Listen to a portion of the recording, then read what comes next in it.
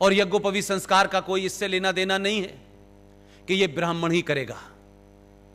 हमने कहा कि डिस्टॉर्शन इतना हो गया है, इतनी गाड़ी पटरी से उतर गई है कि आपने गलत चीजों को गलत तरीके से अपने अंदर जम कर लिया है।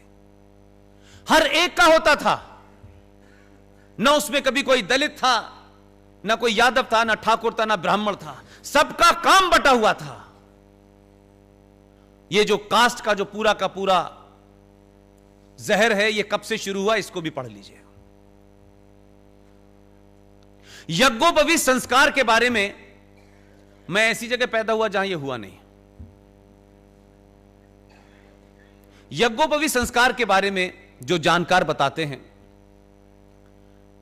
कि जब बच्चा अपनी मां की गोद से स्कूल या गुरुकुल जाने के लिए तैयार होता है, तब उसका कोई 6 साल या 5 साल या 7 साल या 8 साल में उसका यज्ञोपवीत संस्कार किया जाता है। उसके पीछे थ्योरी क्या थी कि वो जो जनेऊ संस्कार है उसका सिर्फ इतना ही अर्थ था, ये जनेऊ जब तक तुम्हारी शादी ना हो जाए तुम्हें ब्रह्मचर्य का पालन करना है। और फिर वो बच्चा गुरुकुल पढ़ने जाता था। सभ्यताओं का तुलनात्मक अध्ययन, परंपराओं का तुलनात्मक अध्ययन करना चाहिए।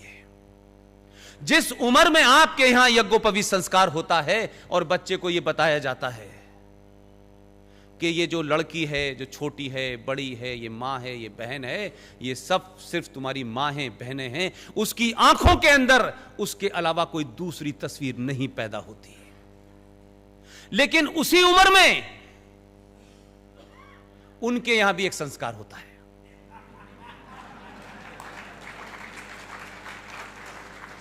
जो लोग सभ्यताओं की बात करते हैं, मैं सभ्यताओं में खुले में बात कर रहा हूं। उस संस्कार में क्या होता है, यह सब आपको पता है।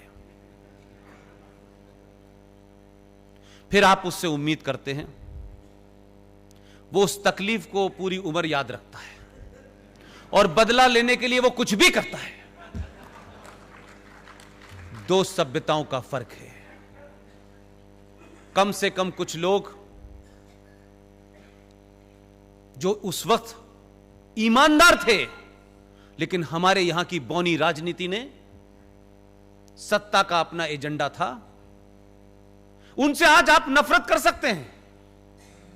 लेकिन पढ़ा लिखा समाज किसी भी चीज को तथ्यों के आधार पर बात करता है। 1946 में चुनाव हुआ भारत में। एक पार्टी थी ऑल इंडिया मुस्लिम लीग, आप सब जानते होंगे। उस चुनाव में मुद्दा यह था कि भारत का विभाजन होकर के पाकिस्तान बनना चाहिए कि नहीं बनना चाहिए। 475 सीटों में ऑल इंडिया मुस्लिम लीग को 425 सीटें मिली। मोरलेस भारत के 99% मुसलमानों ने भारत के विभाजन के हक में वोट दिया। मुल्क बढ़ गया, लेकिन यहां से 2% लोग नहीं गए। यहां तक भी ठीक है। यह मैं इस रेफरेंस में लेके आना कहना चाहता हूं, जाके आप आज की स्थिति को बेहतर समझ पाएंगे। ऑल इंडिया मुस्लिम लीग के ऊपर 1947 के बाद बैन लगा। आप सबको आरएसएस के बैन लगने का तो पता है, इसके बारे में तो बहुत बताया जाता है। इसके बारे में नहीं बताया कि ऑल इंडिया मुस्लिम लीग पे भी बैन लगा था। लेकिन आप देखें कि जो उनका संविधान था ऑल इंडिया मुस्लिम लीग का, वो एज इट इज रहा। आजकल तो नाम बदलने का फैशन है। नाम बदल लीजिए, कोई फर्क क्या पड़ता है। यह बात अलग है कि जिन्होंने नाम बदले हैं उन्हें अपना ओरिजिनल नाम जल्दी याद आने लगा है, आजकल आ रहा है। और नाम भी आपको बता दूं कैसे मजाक से बदले गए हैं। हिंदू थे तो नाम था ओम प्रकाश, कन्वर्ट हुए तो नूरे इलाही हो गए। जो भगवान दास थे वो गुलाम नबी हो गए। तो आपने कुछ बदला नहीं, ट्रांसलेट करके नाम बदल के उधर चले गए। 1947 में ऑल इंडिया मुस्लिम लीग का जो संविधान था उसमें डॉट भी चेंज नहीं हुआ। बैन लगने के बाद उस पार्टी का नाम हो गया इंडियन यूनियन मुस्लिम लीग। यह रेफरेंस इसलिए लाना जरूरी है, पूरे देश में उस जमाने जिन्ना साहब और खलीकुज़्ज़मा जो प्रेसिडेंट थे उस वक्त मुस्लिम लीग के, सबने ढिंडोरा पीट पीट के पूरा देश में कहा पाकिस्तान बनेगा, पाकिस्तान बनेगा, मुसलमानों के लिए बनेगा। जिन्ना की हिस्टोरी का तकरीर है, वो इतिहास में आपके अभी मौजूद है। उन्होंने कहा हिंदू और मुसलमान दो अलग अलग कौमें हैं, इनका नजरिया अलग है, इनकी सोच अलग है, ये कभी एक साथ नहीं रह सकते। इस बुनियाद पर टू नेशन थ्योरी खड़ी हुई। वो क्या हालात हुए, कैसे हुए, मैं उस पर नहीं जाना चाहता, लेकिन एक मुल्क बना मजहब के नाम पे।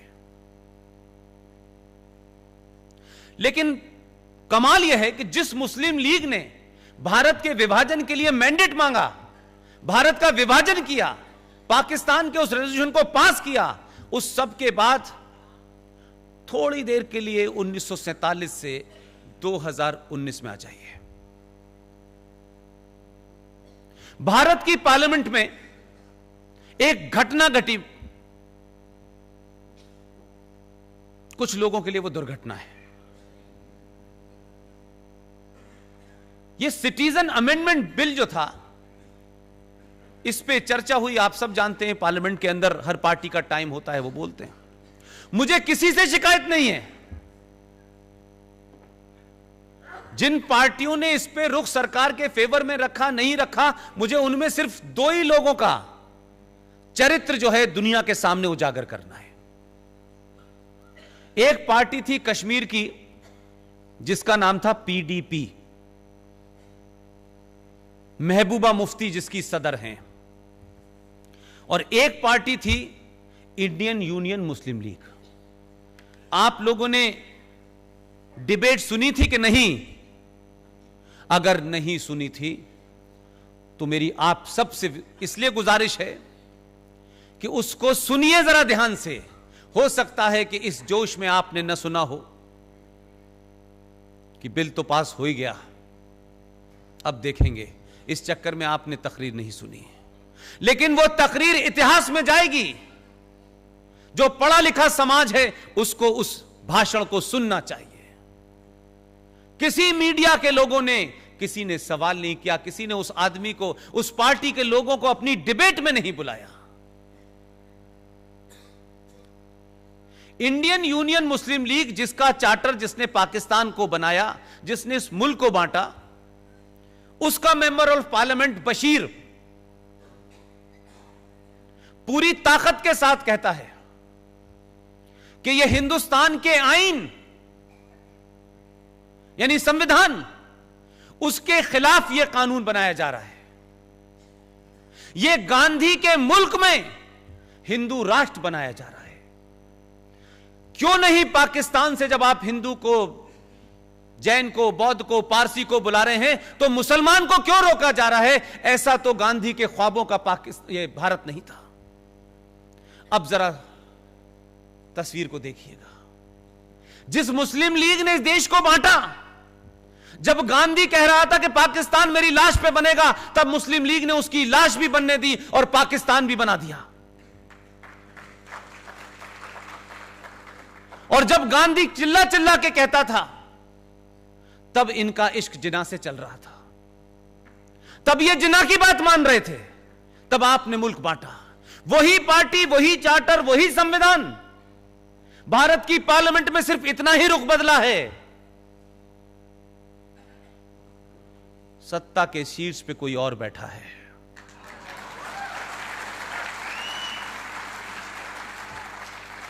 आप कैसे बदलते हैं तो गिरगिट भी रंग नहीं बदलता इतनी तेजी से। तो आपकी जब मर्जी थी, जब आप 9.7 करोड़ थे, तब आपने कहा कि हिंदुओं के साथ मुसलमान नहीं रह सकता। आपने मुल्क बना लिया, आर्मी बना ली, 70 साल जी के देख लिया उस इस्लामिक मुल्क में। जैसा भी दिया, 21 लाख लोग रिकॉर्ड पे मारे गए हैं इस देश में, पार्टीशन में मारे गए हैं। उनके रिश्तेदार नस्लें आज भी मौजूद हैं। मेरा सवाल दूसरा है, जब 7.5 करोड़ थे तो तुमने मुल्क बांटा, मुल्क ले लिया। हमने उस मुल्क की तरफ मुड़ के नहीं देखा। आपने कैसा इस्लाम नाफिज किया है, कैसा नहीं किया है, क्या होता है नहीं होता है, हमने कभी नहीं देखा। लेकिन इस 70 साल में मेरे पुरखे और आपके पुरखे जिन्होंने अंग्रेजों के खिलाफ जानें दी, सत्याग्रह किया, कुछ भगत सिंह जैसे भी पैदा हुए और सुभाष चंद्र जैसे भी पैदा हुए, वीर सावरकर भी हर आदमी ने अपनी लड़ाई अलग अलग तरीके से लड़ी। लेकिन उन सब की लड़ाई के बाद उनको यह नहीं पता था कि हमें सिर्फ इतना सा टुकड़ा मिलेगा। हमने तो पूरे भारत के लिए लड़ाई लड़ी थी। यह बात अलग है कि सत्ता के शीर्ष पे जाने वालों ने बहुत जल्दी में इस मुल्क को बांट करके कहा कि अच्छा आप ले लीजिए, अब इधर का प्रधानमंत्री मैं हो जाता हूं, उधर के आप हो जाइए। लेकिन उस सब के बाद हजारों करोड़ों लोगों ने 70 साल में इस देश को देश बनाया है। हजारों करोड़ों लोगों ने अपने पुरुषार्थ से अपनी जवानी, अपना पूरा पूरा घर होम कर दिया। लोगों ने इस देश में 1 रुपए से लेकर करोड़ों रुपए लग टैक्स देने वालों ने इस देश में हाईवे बनाए, जहाज बने, मंगल ग्रह पे कोई जा रहा है, आज फुटबॉल की टीम कहां है, हॉकी की टीम कहां, तमाम जितना भी विकास किया वो मेरे और आपके पैसे से हुआ।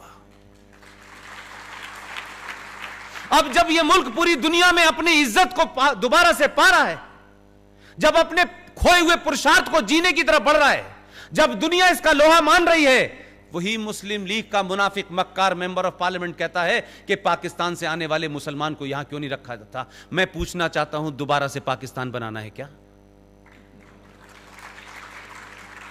तुम्हारा एक ही चीज के ऊपर 2 रुख कैसे हो सकते हैं? अगर जब तुम गलत थे तो आज सही कैसे हो, और जब सही थे तो आज गलत कैसे हो तुम?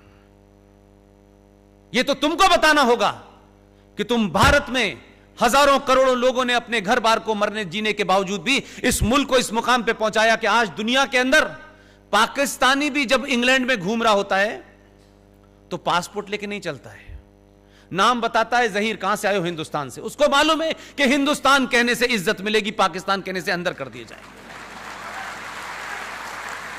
ये 70 साल में हमने इज्जत पाई है, बड़ी इसकी कीमत दी है हमने।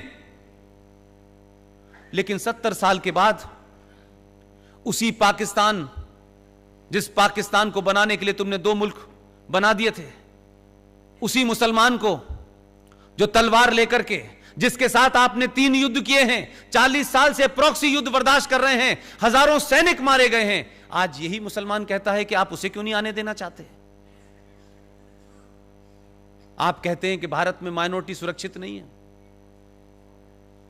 बहुत सारे लोग कहते हैं, वो भी कह रहे हैं।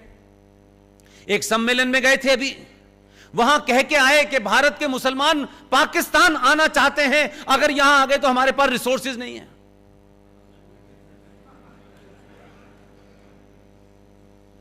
मैं तो जैसे भी हैं यहां के मुसलमान, कितने भी मुनाफिक और मक्कार हैं, लेकिन फिर भी मैं ये कहता हूं, इमरान खान और पूरा पाकिस्तान और बांग्लादेश और 57 इस्लामिक मुल्क, सऊदी अरब से लेके ईरान, इराक, जितने भी हैं, कुवैत, पिछले 70 सालों में बता दे किसी एक मुसलमान ने पाकिस्तान की नागरिकता मांगी कि नहीं मांगी?